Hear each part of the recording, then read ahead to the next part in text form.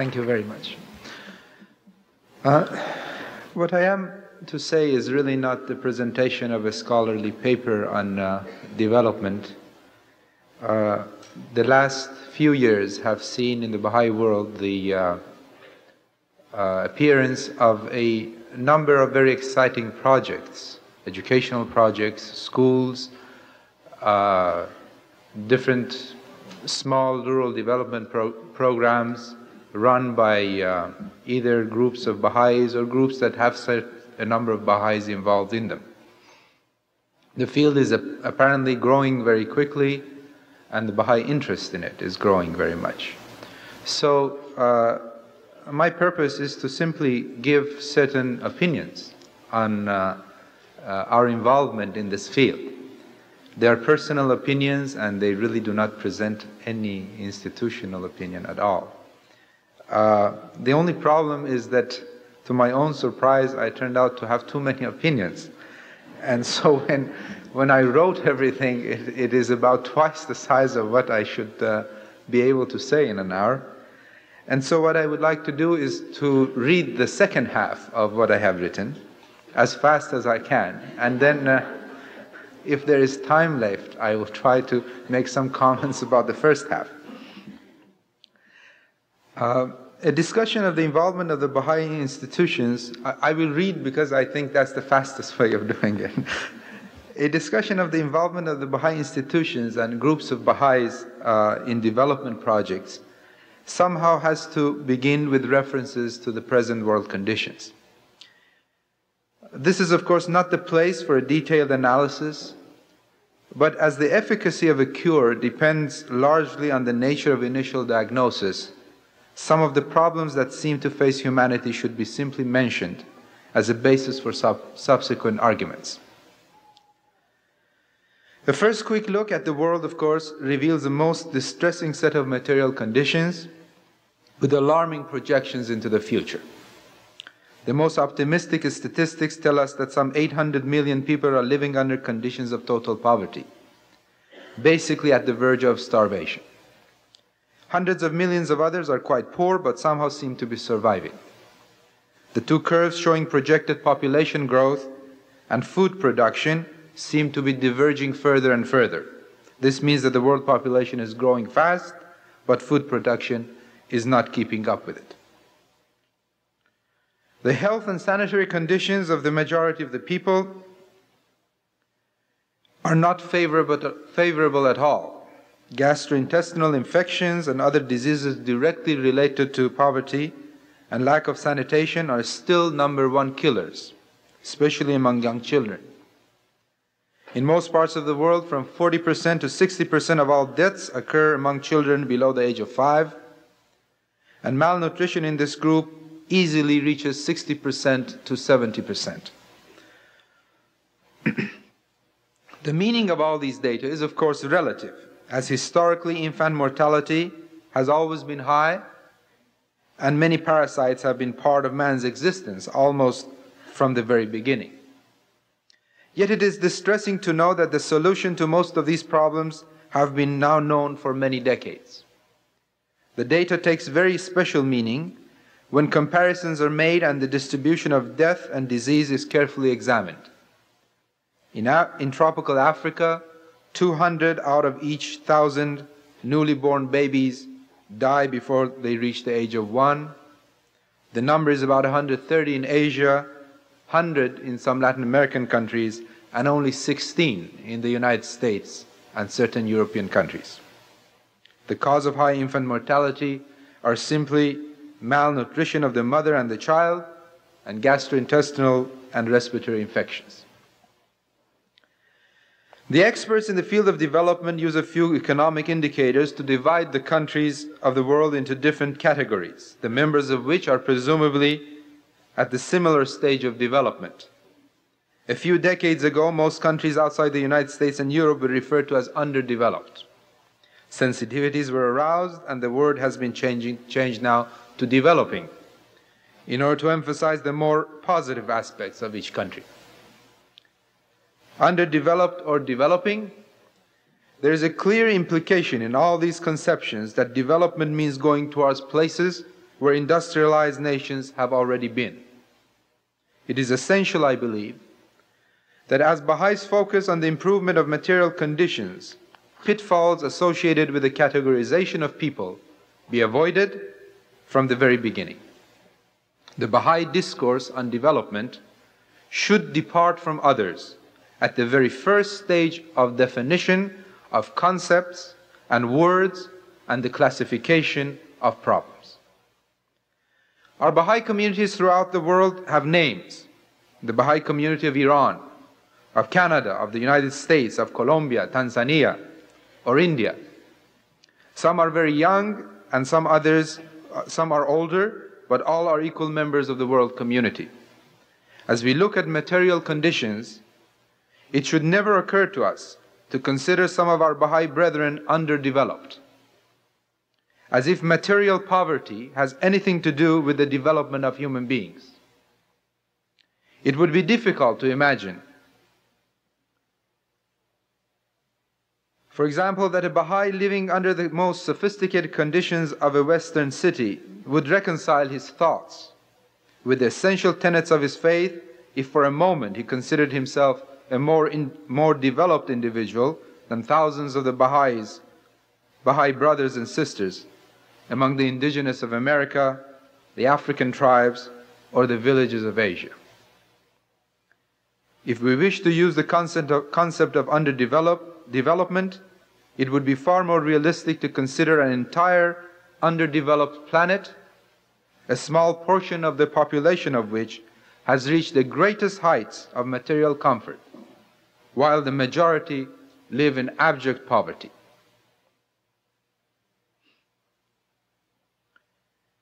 Within such a conception of underdevelopment, the diagnosis of the world situation, of course, has to change rather drastically.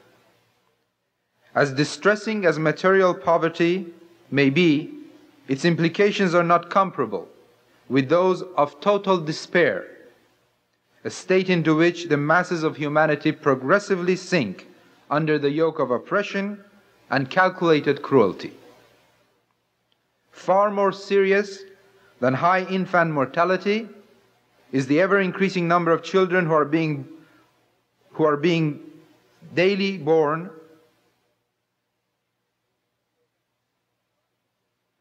and deprived of the gift of being reared within a cohesive family and are doomed to be formed in an atmosphere of violence and coldness of a society devoid of love and affection.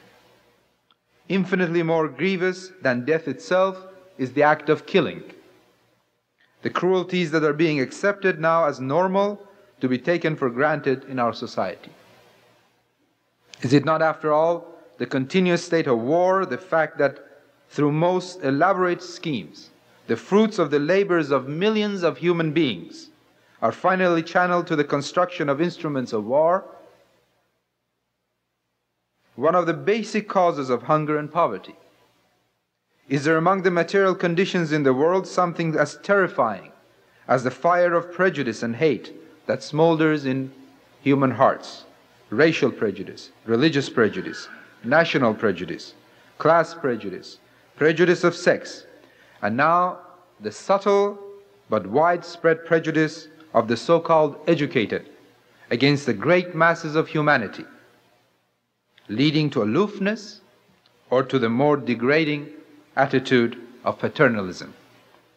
The diagnosis of world conditions made by Shoghi Effendi a few decades ago are most illuminating, as these conditions have not improved but constantly worsened.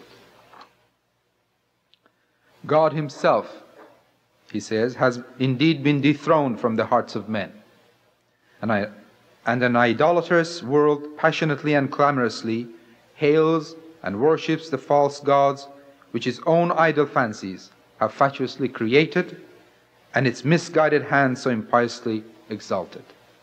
The chief idols in the desecrated temple of mankind are no other than the triple gods of nationalism, racialism, and communism, at whose altars governments and peoples, whether democratic or totalitarian, at peace or at war, of the East or of the West, Christian or Islamic, are in various forms and in different degrees now worshipping. Their high priests are the politicians and the worldly wise, the so-called sages of the age. Their sacrifice, the flesh and blood of the slaughtered multitudes. Their incantations, outworn shibboleths, and insidious and irreverent formulas. Their incense, the smoke of anguish that ascends from the lacerated hearts of the bereaved, the maimed, and the homeless.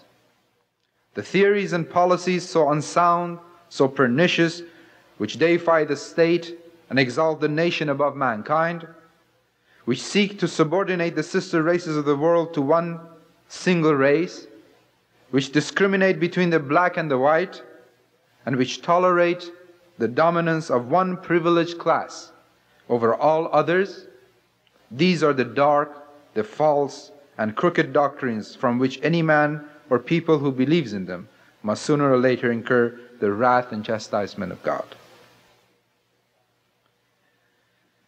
Any group of Baha'is that wishes to concern itself with development of a people will of course have to be aware of the nature of the efforts that will be going on all around them and with which they must necessarily interact.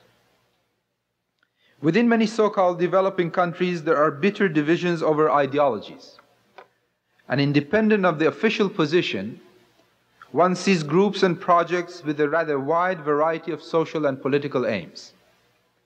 The greatest division is clearly between the capitalist and Marxist points of view. But this division is by no means simple, and strange alliances are constantly made according to the special interest of groups and the opportunities of the moment. Moreover, between extreme capitalism and the greatest communistic sentiments, hundreds of schools of thought, each different a little from the other, fill a whole spectrum of opinions and present the observer with the most widespread state of ideological confusion. Even a large number of religious groups working in development programs at every possible level comfortably place themselves somewhere along this spectrum, often reconciling with the most materialistic viewpoints, with no apparent feelings of contradiction. It is of course not within our interest to analyze these different movements and the complex and subtle similarities and differences that they portray. However, it is important for us to recognize that as far as alternative models of development are concerned, there is not such a great difference among these ideologies as their propaganda pretends. Explicitly or implicitly, development is identified by the whole spectrum of opinions, from extreme capitalism to extreme communism, as a continuous and never-ending process of material growth. And the basic theme of all arguments is how to achieve material comfort. From all the different processes of human life, the production of things is singled out as the most important. And an attempt is made to organize society around this one process. Baha'is, of course, are not ascetics, and the material well-being of the humanity is also one of the goals of the world order that we hope to contribute to build. However, we claim that this goal will only be achieved if it is pursued simultaneously with a number of other objectives, many of which are purely spiritual. It is essential then that any group of Baha'is who wish to dedicate themselves to bringing about the material well-being of a people should carefully avoid the strategies, the methods, and the instruments that carry with them the strong and often hidden materialistic philosophy inherently irreconcilable to the Baha'i point of view. During the past decades, development has been almost exclusively defined in terms of modernization. And by modernization, almost everyone has understood the set of strategies related to the process of industrialization. Development has been measured in terms of certain macroeconomic conditions and rates of growth. And it has been assumed that growth is exclusively achieved by following the path of industrialized nations. belonging to one or the other of the dominant social and political ideologies.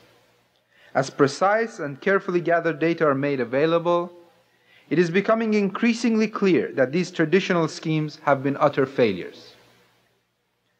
As far as one can see, with the exception of the first set of industrialized nations and later Japan, this growth has only been achieved at the cost of creating and consolidating more poverty. Opinions, of course, are totally divided as to the meaning and the causes of the existing material conditions of the world. Many analyze the situation in rather strong terms, accusing one or another group or factor of being the cause of the existing inequalities. But even the softest accusations found in the development literature asserts that the so-called process of development has basically divided the population of most countries into at least two separate sectors. A small modern sector basically lives in the same conditions as those of the industrialized nations and cherishes the same views and aspirations. A large majority, in general rural or in the process of migration to urban slums, dedicates most of its time to achieve subsistence and is always in dire need of food, clothing, and shelter. Modernization, as defined by the materialists, has not brought prosperity to mankind. It has simply made a small fraction of humanity richer and more comfortable. Many observers, of course, show historical examples of the United States and Europe and use the prosperity achieved by them as an irrefutable reason to follow their path. Their opponents then simply argue that poverty was never overcome in those countries. It was simply displaced. The price for the improvement of the conditions of the oppressed masses of Europe, they say, was nothing less than the much larger number of human beings in Asia and Africa now living under far worse conditions. It is not our task to decide on the pros and cons of such historic arguments. But whatever the reasons for the prosperity of certain nations may have been, it is a fact that the miracle is not happening again. Moreover, industrialized nations are facing each day crises of greater dimensions, and the very fiber of their society seems to be in the state of disintegration. A couple of decades ago, an appreciable number of concerned leaders and experts began to recognize the fact that macroeconomic growth indicators were not telling much about the conditions of the poor, and subsequently looked closer at the structure of services that were being offered to the majority of the inhabitants of most countries. Out of these careful analyses, a very large number of new development programs were born, which were concerned directly with the well-being of the poor and tried to get away from the simple argument that industrialization produces jobs and jobs bring prosperity, and that money spent in great amounts on the top somehow trickles down, bringing better material conditions for everyone. In the formulation of these new programs, a number of universities played important parts, recognizing that uncoordinated services and actions from different agencies, each concerned with one aspect of development, health, education, production, or political organization, was ineffective. These universities formed interdisciplinary groups to study the problems of development. The importance of integral development programs was often emphasized, and words such as well-being, quality of life, integral community development were quite fashionable. A large number of interdisciplinary groups were formed in many parts during this period. In general, they went through many initial difficulties, all related to the lack of understanding among disciplines and institutions. A common philosophy was not easy to achieve, and even when agreement had apparently been reached, time and again it would break down as each institution tried to absorb more resources for its own plans and actions. Many groups never passed this initial ordeal, but a few that survived succeeded in demonstrating some of the merits of interdisciplinarity and integrated plans of development. In fact, enough excitement was generated to lead to the adoption of large-scale integral rural development projects by a number of governments in order to close the gap between the modern and traditional sectors in their countries. Unfortunately, as the results from these projects become available, the gap is not closing, and it is even widening in most places. Parallel to these efforts, the same decade saw the birth of an increasing number of grassroots organizations, working directly with villages and poor city neighborhoods. These groups represent many different ideologies. Some are directly involved in political organization in order to appeal to the existing government systems for more justice and better services, or to oppose the system and bring about revolution. Others try to work in technical fields, organize cooperatives, train community workers, or propagate a certain technological solution to the many problems faced by rural and urban communities. Most of these groups consider top-down development schemes ineffective and advocate schemes of development that should begin at the grassroots level. Due to the work of many of these, the word community participation has become most fashionable in all programs, including the top-down programs of governments and large international agencies. Much effort has gone into the elaboration of schemes of participation by establishing feedback in programs that offer service to the community, by insisting on contribution of the community in labor and kind, by taking the community through the process of diagnosis of its own problems, or by giving the community a voice in the planning of the development programs. As valuable as the participatory methods may be for future work in development, small-scale local action has not led to a great deal of improvement in the quality of life of the poor masses of humanity either. Even when many of these groups adhere to the concepts of appropriate technology, which became a worldwide movement, their effect was negligible compared to the process of disintegration that advances so quickly in all levels of human society. The movement of appropriate technology was given great impetus by Schumacher, especially through his book Small is Beautiful, Economics as if People Mattered, who proposed intermediate technology as opposed to large and complex technology of the industrialized nations for the developing countries. But intermediate sounded like second best, so the word was later changed to appropriate technology. The criteria for appropriateness, of course, are difficult to determine, and many alternative conceptions have been proposed, accepted by some and rejected by others.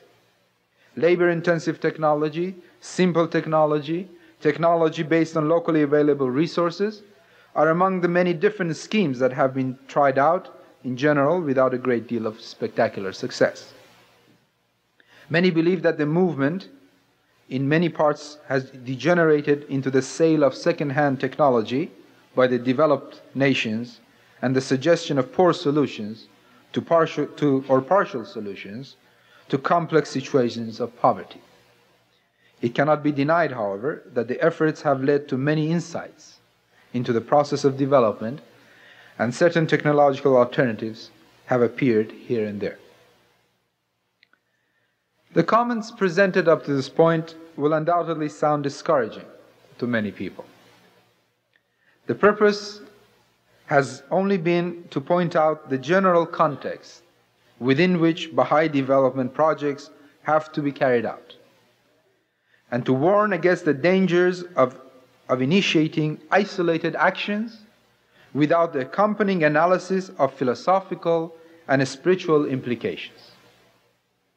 Indeed, my aim is to encourage everyone to direct their efforts towards one of the many fields of action, research and study that have a bearing on the question of development. In general terms, I would bring up for consideration the following points for those who wish to be involved with Baha'i development projects. First, the tendency to treat development as a product that is handed out or sold to a people should be avoided. Development is a process through which the capabilities of the people to direct change and to monitor their own progress must increase. The development process should lead to a world condition in which inhabitants of different regions with different resources and cultures can interact as equals, rather than one in which some are always dependent on charitable actions and programs organized by others. Second, it follows that participation is inherent to the development process, And it would be meaningless to speak of a development project that does not increase the degree of participation of the people in the direction of their own affairs. It is essential that Baha'is understand participation in these terms, and not as means and methods of involving a people in a set of preconceived programs and actions. It is in this respect that the principle of consultation, so essential to Baha'i community life, takes on a very special significance. I would dare say that no Baha'i development project should be launched without having assured the existence of mechanisms for constant and continued consultation with those who are to derive benefits from the project. Third, participation without community organization is almost an empty word. We can seldom go beyond token participation used by leaders, both good and bad, to achieve predetermined ends unless within the communities structures are created and strengthened that institutionalize and protect significant participation by individuals in making decisions as well as in carrying out plans. In this sense, the Baha'is of the world have been involved in development projects for more than half a century. As throughout the world, they have worked diligently to establish the basis for such a community structure. The gradually developing structure of the regional and national committees, the local spiritual assemblies and their committees,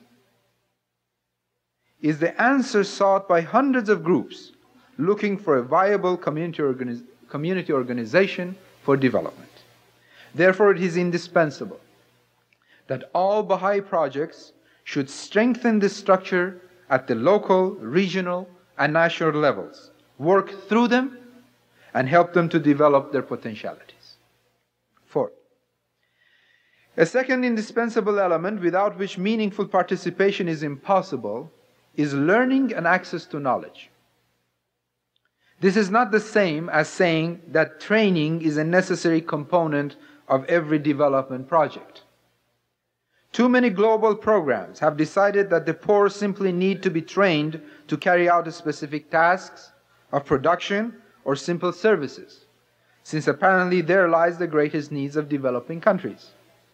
But a little reflection shows that training to carry out orders for the vast majority of human beings, without the accompanying spiritual and intellectual development, only consolidates the present division between the modern and traditional sectors in most countries. Programs that content themselves with mere literacy or simple vocational training assume that decisions about the future development of most people will always be made by a selected few, in general alien to the developing population themselves. That every individual should be trained in useful skills and professions is a tenet of our faith. But the mark of the development of an individual is undoubtedly the attainment of true understanding. As demanding as it may appear, I would like to suggest that no people can be said to be walking their own path of development unless they are somehow participating in a common learning process, in generating knowledge about themselves and their surroundings, and in applying their own accumulated knowledge as well as that of other peoples to search for high degrees of material and spiritual well-being. Fifth, at the center of the development process is the welfare of the human being, rather than abstract indicators of economic and social progress. To divide the life of this human being into separate and mutually exclusive areas, the material versus the spiritual, the individual versus the family and community, production versus the quality of environment, health, income, housing, work, leisure, formal and non-formal education, may be convenient for planning offices.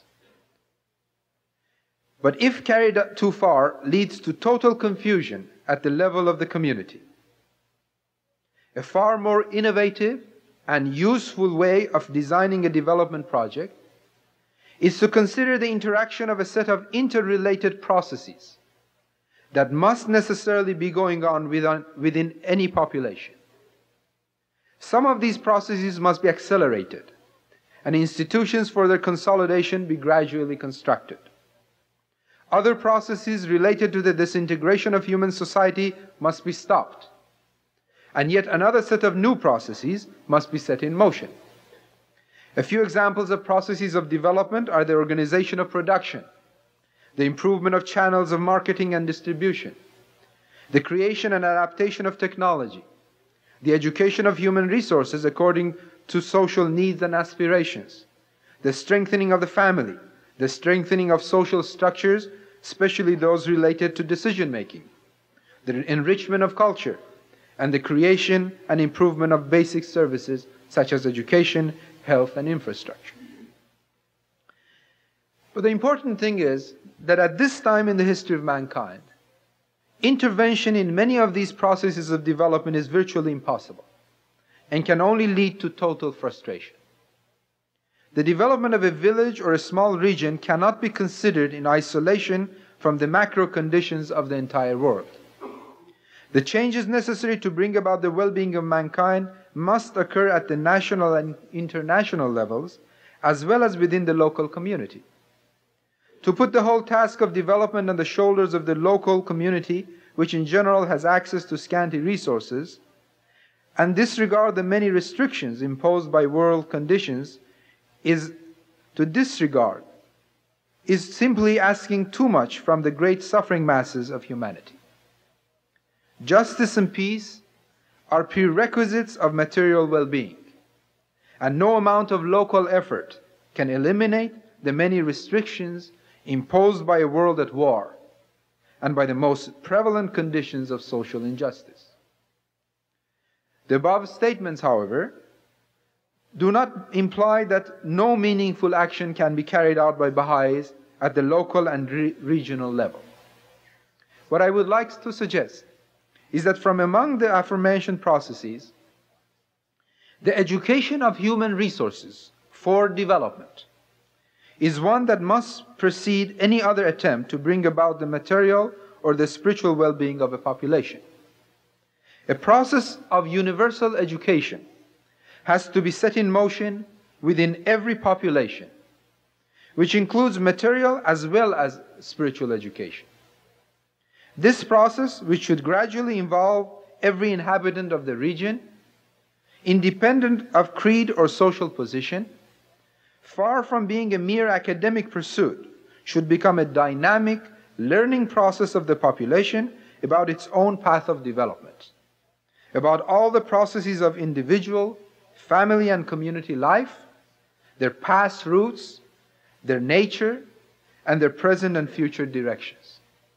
The basic purpose of this universal education is to educate from within the population the human resources necessary for bringing about change, to educate a sufficient number of men and women with a variety of skills and capabilities, well aware of the great difficulties of the tasks that lie before them, but determined to lead the community in the next few decades through successive stages of development, in spite of the great turbulences of this age of transition. I feel that this is where the Baha'is can work. If it is accepted that the next stage of the involvement of the Baha'i community in the field of development is to extend its efforts in building local and national community structures, to setting in motion processes of universal education within specific populations, and as the importance of knowledge, of learning, and of conceptualizing in this process is fully recognized, the special role of Baha'i scholars in future endeavors becomes increasingly apparent. A community of scholars must be created, strengthened, and continuously expanded, which could bring knowledge from a wide variety of fields to bear on the problems of development. Professionals in health, in agriculture and animal husbandry, and in various branches of engineering, natural scientists, economists, sociologists, and anthropologists, as well as individuals experienced in the field of education and communications, among others, are each to contribute to the expanding understanding of this community of the many complex issues involved in development. It is important, however, that these scholars, who are to help the entire Baha'i community to analyze and to understand the development processes they set in motion within specific populations, should become totally free from the many biases of the intellectual and academic world of today. The examination of such an important topic as the characteristics of a Baha'i community of scholars, as well as the specific topics it should study by itself, should be the subject of numerous consultations. I would only like to mention 2 points that I feel are extremely important for this new field of endeavor that will undoubtedly attract many a Baha'i student. First, according to the Baha'i teachings, the mind and the heart are not to be at war with each other, and no contradiction must exist between the finest human emotion and the strongest discipline of a well-trained and educated mind.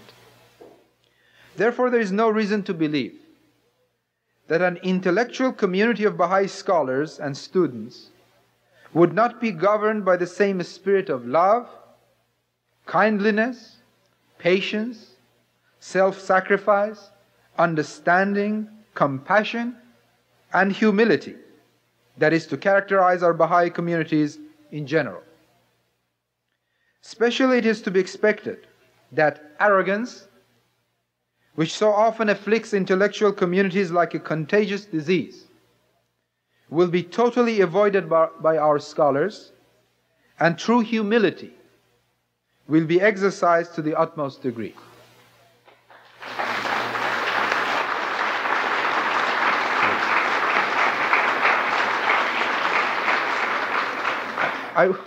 I would like to make one point. I feel very strongly that the reason that the Baha'i Association the Association of Baha'i Studies that started in Canada has had so much success and is growing so fast is because it does show all these qualities.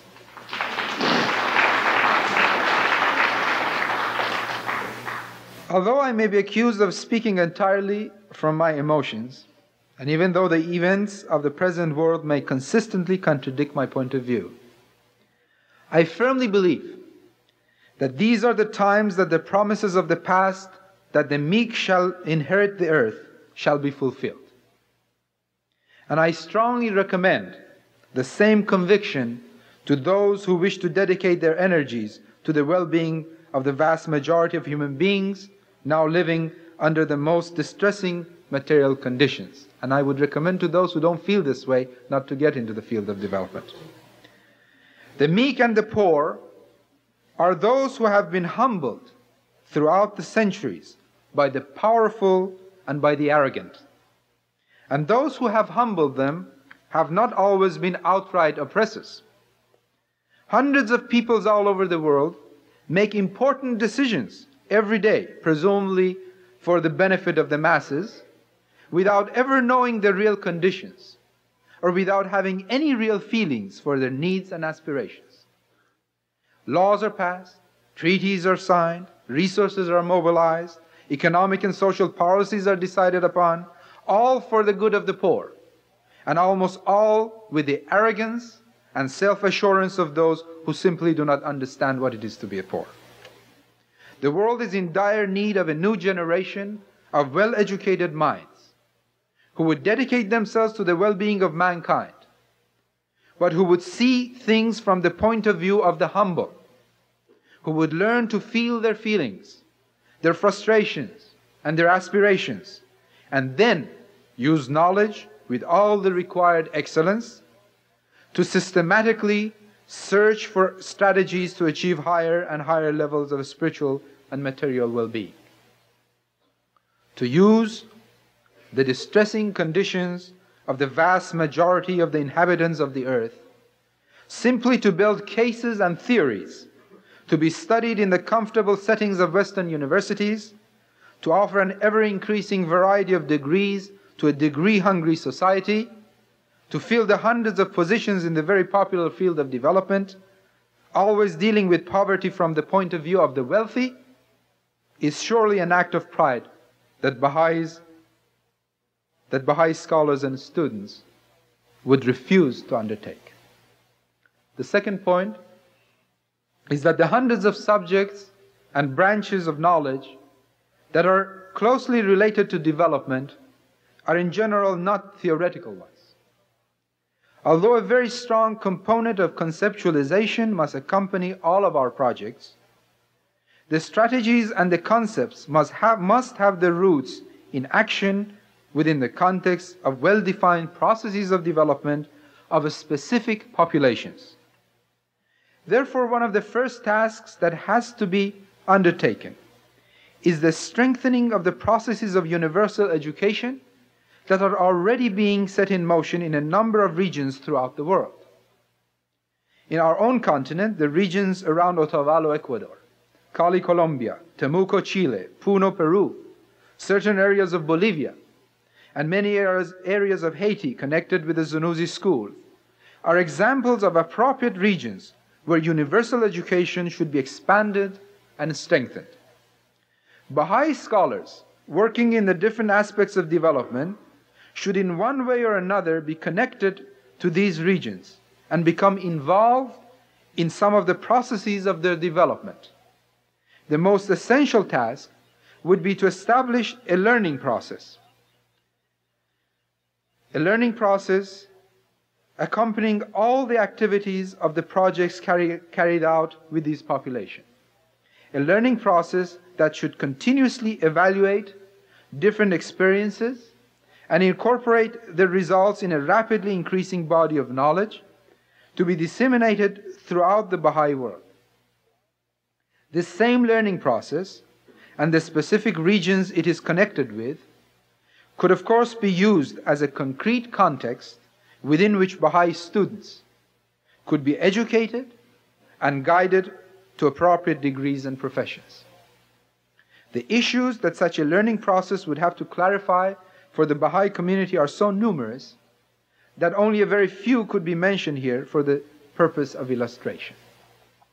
What are the implications of the systems of production used by the farmers of the region and the accompanying technology for the well-being of the population? What are the changes that these systems are suffering as so-called modernization touches the population? What is happening to the traditional diversity of crops and animals if mechanized agriculture is being promoted in the region? How can we counteract the processes of disintegration that modernization is variably bringing to these regions without becoming romantic defenders of the traditions and without losing sight of the fact that the Baha'i faith envisions a highly sophisticated and materially advanced human society in the future? In a Baha'i village and in a given region, and what are the correct interactions of the producers with the market?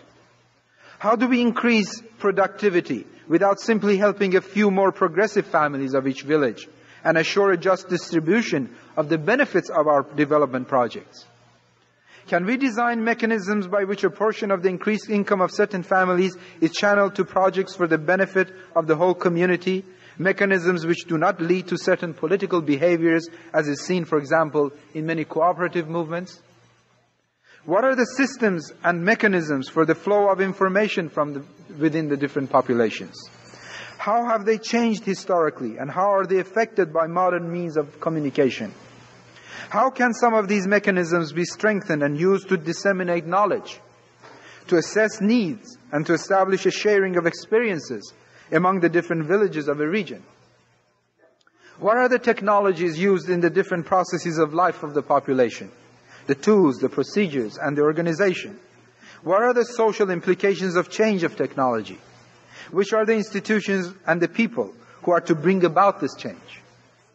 Under local spiritual assemblies as the institution in charge of maintaining unity, justice, and the spiritual well-being of the village, what are the other structures which have to be created in order to make the participation of the villagers in their own processes of development practical?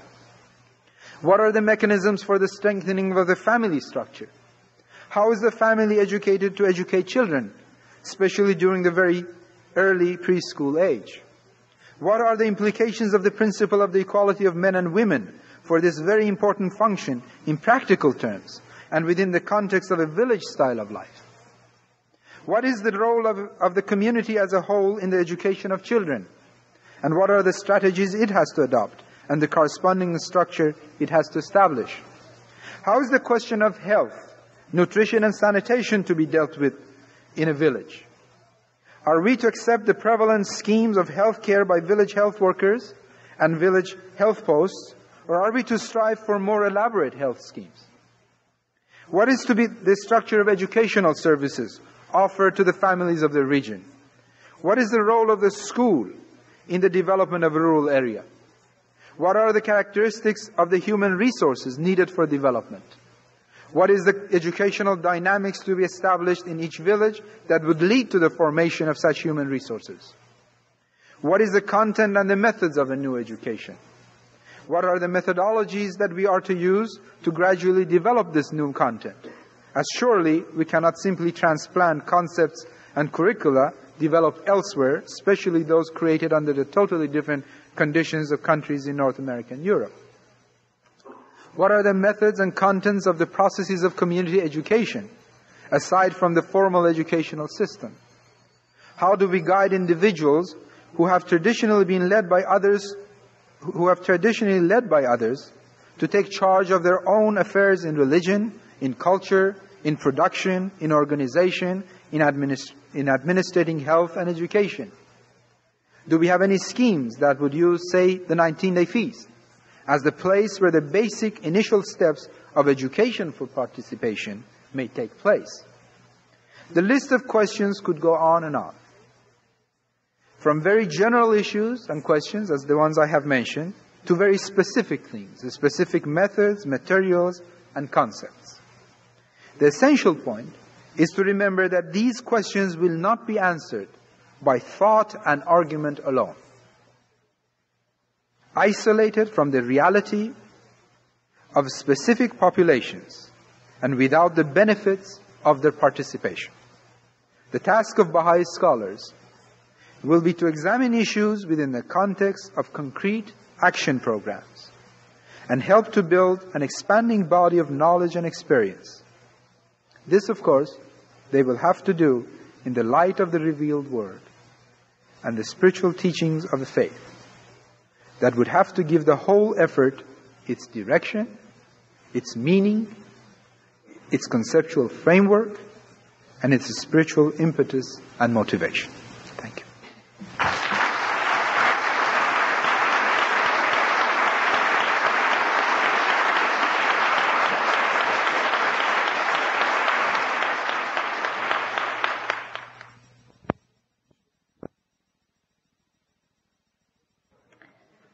Thank you, Dr. Arbab.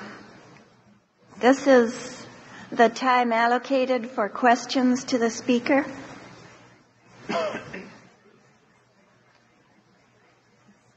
Microphone 11. Thank you. I'm Curtis Russell, and as a suggestion, I'm sorry I did not hear the first part of your talk, sir. But while you were speaking, I was thinking of the chapter in Abdul Baha's Foundations of World Unity. I believe it's the one called Cooperation, in which he outlines a general framework for the economy of a village. And it struck me that this would make a valuable contribution to the study of anyone who was interested in developing development projects. And I just wanted to mention it. Thank you. And microphone 13. I'm Alan Villeneuve from Merrickville, Ontario. I'm interested in a forum of scholars, as you were stating, and people who are interested in developing village-scale economies and development in areas whereby there is need for upgrading the standard of living. I'm wondering whether or not in Dr. Arbab's concept of working a new area of development in a framework of local communications between people in a community, whether or not any of the Baha'i schools in North and South America, if there's a possibility of integrating more local self-reliance within the school, whereby they are growing their own foods, their own water services are provided internally, working on that type of intermediate technology and the consultative processes within the school, so that pioneers who are thinking of going to a post in a small community could come to such a school to appreciate and evaluate some of those concepts.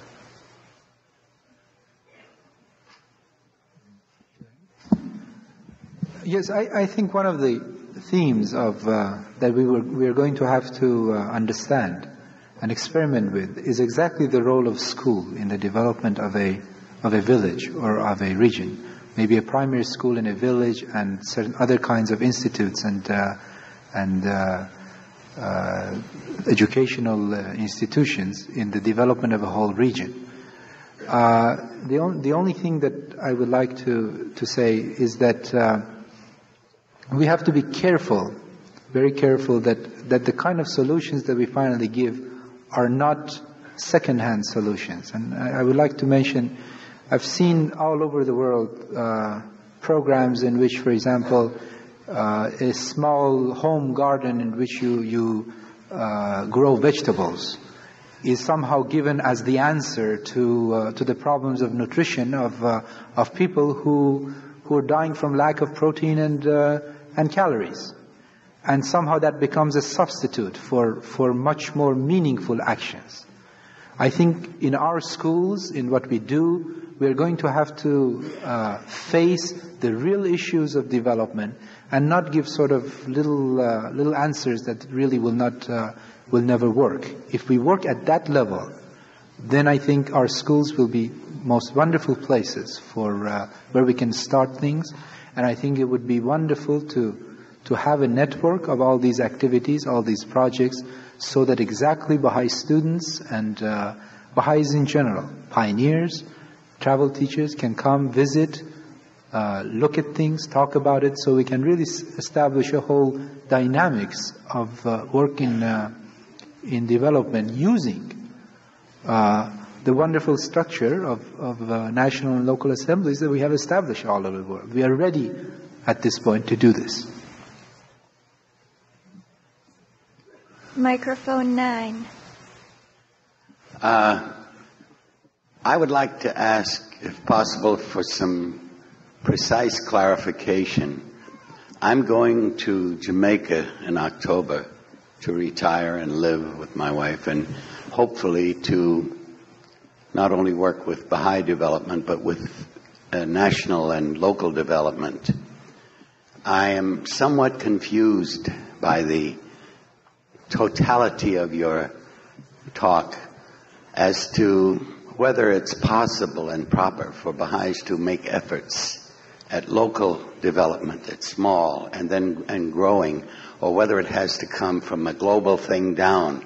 I get both of these in your talk, and it seems to me that civilizations have never been changed by majorities. Always needed is some small microcosm or a little model. Could you give me some input on that, please? I think there's a great deal that the Baha'is can do at the local level. I think development will have to come about what people are calling from bottom up. I think if we really look at the Baha'i teachings, it's a century old, and way before the thinkers of today even thought about these things, whether development was coming from top or from bottom, the Baha'i teachings were saying that things have to begin from the local level. That's why years ago I remember everybody used to ask us, what do you do for the hungry masses of the world and so on? We said we are trying to create local assemblies, and they looked at us and laughed at us and say, what is that to do anything with the problems? Why, the people are hungry. Now everybody is saying, unless you have community organization, you can't do anything. So that is the essence of our teachings, and I think we should do that. The thing that I wanted to mention is that we are a world community, and at the same time that we have plans for the local community, we believe that a new world order has to come into existence so that the local community will be able to do the things it has to do. If you go to a local community of poor people who have no access to any resources and keep telling them, just get unified and get to work and you will solve all your problems, it just doesn't happen. That's not the way it is. You need money, you need resources to build infrastructure. Just by being unified and working together, you will not do that. So I think it is very important for Baha'is not to get involved and ask poor people to do things that they just cannot do. We can educate. We can set in motion these processes of what I have called universal education. These processes do not mean that we only go, and by education I do not mean just setting up classrooms. In order to educate properly, we have to get involved in the processes of life of the people, the production processes, the examples of processes I gave. But it's just that as long as we sort of measure and make sure what are the things that are possible at a given moment, and more things will be possible as the decades go by. Not to set up the kind of hopes, the kind of programs that promises all sorts of things that we are going to solve everything at the level of village and then not do it and get frustrated like hundreds of other groups, grassroots organizations and so on, who are just at this point living almost in despair because they don't know, because they expected too much. Something that we always knew could not happen unless certain international conditions of war, of injustice and so on change. That is really the point I wanted to make. Microphone. Might I, just one more comment. It seems I hear that everything is somewhat dependent upon funding. And it seems to be that the basic problem in the world. My thoughts are heavy on development of existing resources and potential resources rather than tendency of welfare, such as in Jamaica, they import all of their white flour and white rice and never get a balance of trade. I'm thinking that there are means, if you can change from little beginnings, so for development of your own resources without waiting for funding. That's fine, I think. Microphone 10. I'd like to thank you very much for your tremendous talk. You really pulled a lot of things together, and it was very helpful, very inspirational. Now, one of the difficulties that occurs when one becomes involved in international development is that so many of the agencies and instruments that one has available are creatures of the decaying world order and are themselves falling apart and don't have the kind of content that your talk so ably illustrated. Do you have any words of wisdom for us valiant struggling workers in the business, so to help us keep our act together and keep our spirits up as we try to build this new world order with instruments from the decaying structures? I think if a few years ago this conference was held and we were thinking about getting involved in the field of international development, my talk would have been to say, please don't get involved. Things have really changed, and I think that we have among the agencies, all the agencies that I know of, the most wonderful allies, people. I agree that as institutions they are so involved in the political structure of the world that it is very difficult to take institutional positions. I mean, they can say certain things and so on, but finally in the action, they have to live and work for the existing world order. But within all of those agencies, hundreds of individuals are sincerely searching and doing things. I don't want to say that they're just searching and we will have the answers. They are finding. They're finding methodologies of getting communities to participate in their own affairs, and we're having difficulty in that. Our pioneers have difficulty to do that with local assemblies all over the world. There are all sorts of things that are going on, and I think we just have to look for these allies. In a certain sense, I hope those of us who get involved in the field of development should try to apply the Baha'i teaching that our purpose is to be focused or foci of unity. We should try to help everyone with whatever we have, with whatever experience we have, and I hope that our experience will be very quickly increasing, and sort of glue things together and to make sure that we give hope to a lot of these people, because one of the things that is happening is that many good people in these agencies are just becoming rather discouraged about what is really happening in the world. It's too tough. I mean, for those of us who have tried to do things at the village level or at the regional level, it just doesn't go. You spend years of your life doing things, and then you go back and look at it, and all you see is that it disintegrated more. There are examples of certain successes. So let us do things. I don't think we need money to do it. I think we just need the human resources, the Baha'is all over the world, pioneers, and let's do it, and let us show some successes. And I think just with that we will have served all the agencies of the world greatly. Friends, we have time only for 2 more questions because we began a bit behind schedule and I don't want that delay to accumulate. Microphone 14. Thank you. Richard DeBell from the U.S., and I too would like to thank you for an extremely thought-provoking presentation. My question is, yesterday we heard about the benevolence of multinational corporations. Indeed, we were told that they're practically in the forefront of advocating a one-world government. Do you have any thoughts regarding the history of multinational corporations vis-a-vis the third world or so-called developing nations? And also your thoughts concerning their future role in the development of these same countries?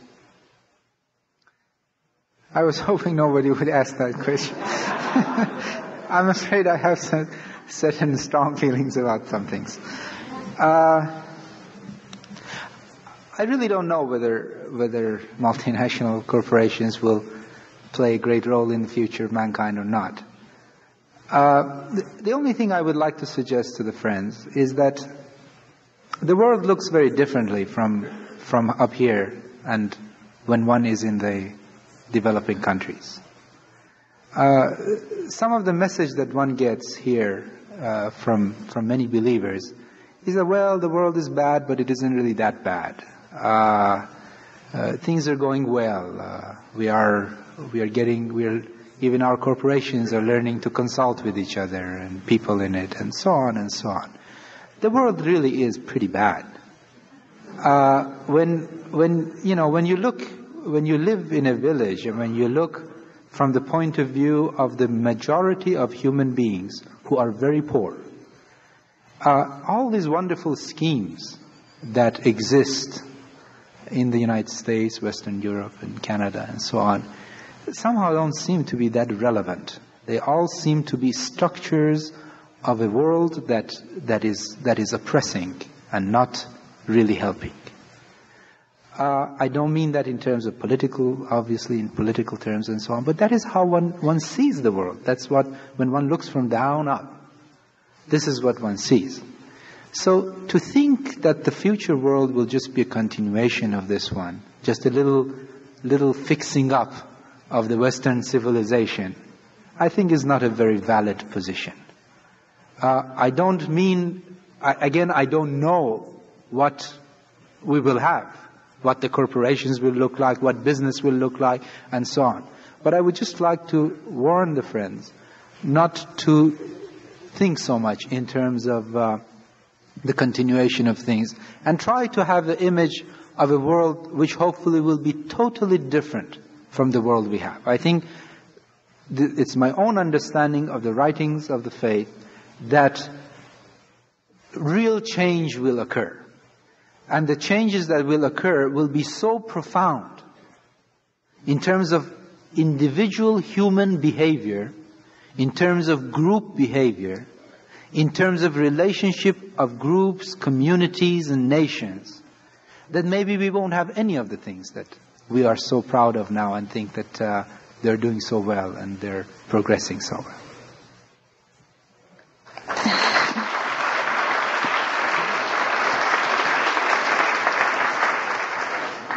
And our final question, microphone 6. Hi, my name is Sherry Roberts, and thank you very much for a most insightful talk. I'm about to begin a graduate program in international development and education at Stanford, and I'm particularly interested in learning how to train teachers from particular developing countries. But I'm very aware of the dangers of bringing North American technology to developing countries. And I wondered if you might elaborate on how a Baha'i working in international development may work with people to develop educational programs at the local and national levels. I wonder if you might tell me how I might prepare for this. I think, again, Baha'is have to be careful not to go to extremes. There's nothing wrong with North American technology either. Knowledge is good wherever it has come up. The thing is, what I wanted to suggest was that Baha'i students make sure that they are not isolated from the reality of the poor people and then try to give solutions to it. That is really the problem that exists right now in the universities of these countries. Everybody is talking about things. One goes to meetings and so on, and people who have never even been outside or made a little trip to some place, and therefore now they're experts on development. I would like to suggest, as I said, that we will, during the next years, develop certain regions of the world, because we can't do it, we don't have the resources to do it. We would like to develop certain areas, like the ones I mentioned. And there are other ones, the programs in India, there are certain programs in Africa, which are excellent programs. And that Baha'i students will all plan to spend a good part of their education, be it a year or 2 years, be it that they are doing their thesis, be it that whatever it is, spend it in these regions, which I hope we will give them enough infrastructure so that the Baha'i students can actually do something that is worth the credit and so on in these countries. And once that understanding exists, the real knowledge of what the people are like, and not just the knowledge, but the feeling that one identifies with them, that one belongs to them. And I'm sure, having seen all the Baha'i pioneers everywhere, whoever goes and stays for a while changes identity, changes basically his nation or everything. One becomes identified with these people and becomes one of them, basically. Once that happens, then the door is open to take all the knowledge from the United States, all the knowledge that exists, and try to apply it.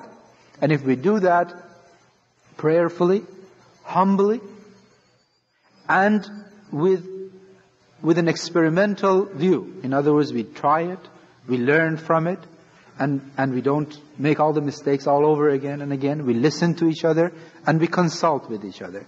I'm sure the results will be wonderful, and we will really come up with most wonderful solutions. Well, Dr. Arbab, I began with trepidation that if I described you accurately, I would lose my credibility. Fortunately, I can summarize with no worry at all. I think the audience is profoundly grateful, as I am. The quality of statesmanship which I referred to is the ability to describe reality with penetrating accuracy, which is an accomplishment of courage, and also to present a vision which is both lofty and possible. Thank you very much.